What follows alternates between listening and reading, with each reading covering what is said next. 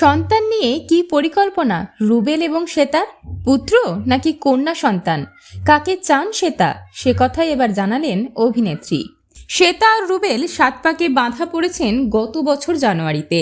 যমুনা ঢাকের সেট থেকেই শুরু হয়েছিল তাদের প্রেমের পথ চলা। বর্তমানে তুই আমার হিরোতে নজর কাড়ছেন অভিনেতা রুবেল দাস, আর অন্যদিকে শ্বেতা আপাতত বাড়িতেই ছুটি কাটাচ্ছেন। সম্প্রতি এক জনপ্রিয় সংবাদ মাধ্যমের তরফে শ্বেতাকে জিজ্ঞেস করা হয়েছিল, ভগবান তোমাকে সুপার পাওয়ার দিলে কোন 3টি সুপার পাওয়ার তুমি চাইবে?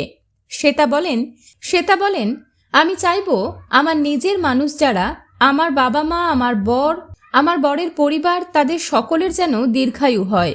দ্বিতীয়ত, যেন আমি বাবা মায়ের মুখে সারা জীবন অন্ন তুলে দিতে পারি।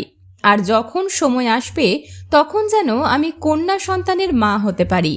অর্থাৎ বোঝাই যাচ্ছে ভবিষ্যতে মেয়ের মা হতে চান অভিনেত্রী শ্বেতা ভট্টাচার্য।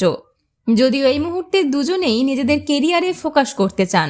সেলেব হাউসের পক্ষ থেকে শ্বেতা রুবেলের আগামী জীবনের জন্য রইল অনেক অনেক শুভেচ্ছা এবং শুভ কামনা।